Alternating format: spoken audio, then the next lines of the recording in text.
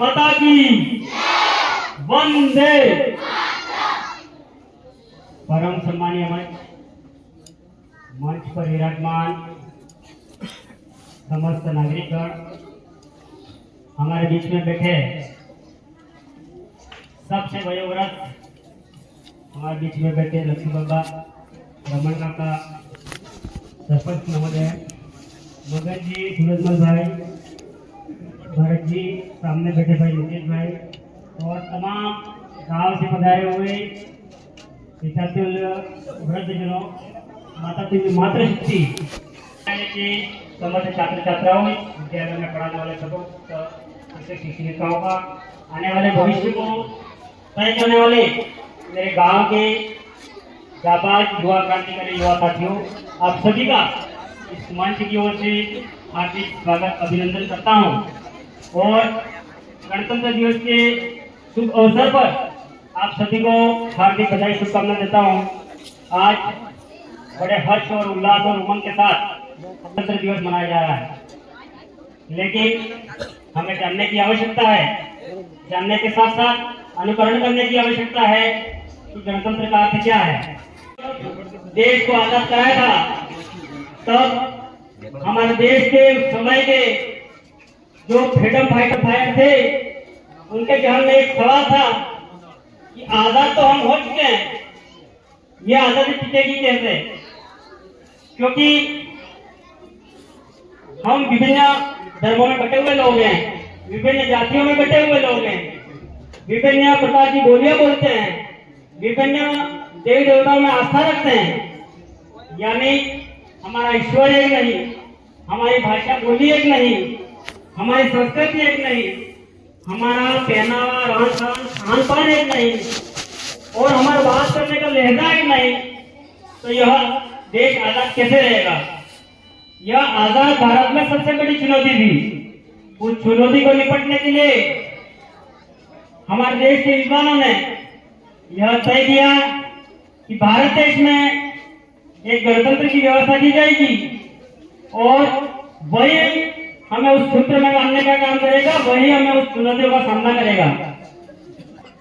गणतंत्र का लंबी लंबी किताबों की लंबी लंबी लाइनों में नहीं, अपितु उस नाम में छुपा है कि गणतंत्र का अर्थ क्या है। गण यानी लोग, गण का मतलब लोग। कोई इसे गणतंत्र कहता है, कोई जनतंत्र कहता है, कोई प्रजातंत्र कहता है, तो कोई लोकतंत्र कहता है। गण यानी लोग, प्रजा यानी लोग, जन यानी लोग और लोग यानी लोग। तंत्र मतलब ताकत, यानी जिस राष्ट्र में जनता के हाथों में ताकत हो उसे ही गणतंत्र कहते हैं। आज आपके हाथों में ताकत तो कल किसके पास थी? आप सभी जानते हैं, हमारे देश के राजाओं के तलवारों में ताकत थी।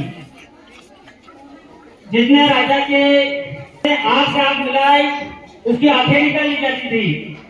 जिसने राजा के फैसले के खिलाफ जिसने बोला उसकी जुबान काट दी जाती थी। जिसने राजा के खिलाफ जिसने काम किया उसका सर तलवार कर दिया जाता था। यानी ताकत राजा को तलवारों में थी। हमारे नागरिक थे, वो तलवारों के जोर से बेचारे बोल नहीं पाते थे। और फिर जब अंग्रेजों का काल आया तो ताकत उनकी गोलों में थी, उनकी बंदूकों में थी। जिसने अंग्रेज के शासन से खिलाफ बोला, जिसने अंग्रेज की नीतियों का आलोचना की, उसको गोलों में बांधकर उड़ा दिया जाता था। यानी ताकत तलवारों से लेकर गोले बंदूकों तक आ गई और आज एक आम व्यक्ति के हाथों तक आ गई, उसे ही गणतंत्र कहते हैं। आज आपके हाथों में ताकत, आज आपकी कलम में ताकत, आज आपकी जो आंखों में ब्लू रंग की स्टाइल लगाकर जो वोट करने जाता है उस वोट में ताकत। यानी साफ शब्दों में है कि जिस देश में जनता के हाथों में ताकत हो, गण के हाथों में ताकत हो, उसे ही गणतंत्र कहते हैं। गणतंत्र का मतलब समानता, गणतंत्र का मतलब सबका न्याय, गणतंत्र का मतलब सबको मौका। वो मौका ही था जो अखबार बेचकर अपना जीवन का उपार्जन करने वाले शख्स डॉक्टर APJ अब्दुल कलाम देश के सर्वोच्च रहनुमा बनकर सामने आए। वो गणतंत्र की ताकत ही है। जो चाय की केतली में चाय बेचने वाला शख्स नरेंद्र मोदी जी भारत देश के प्रधानमंत्री बनकर सामने आए। वो गणतंत्र की ताकत ही है।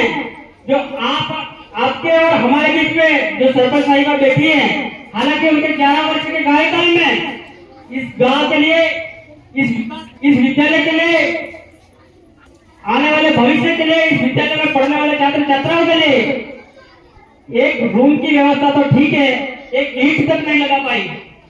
इसलिए आज आपको ये प्रण लेने की आवश्यकता है कि इस गणतंत्र की खूबसूरती को कैसे बचाएं, इस संविधान के मूल्यों का सम्मान कैसे हो। गणतंत्र का एक मतलब होता है कि अनुशासन discipline makes in the nation great.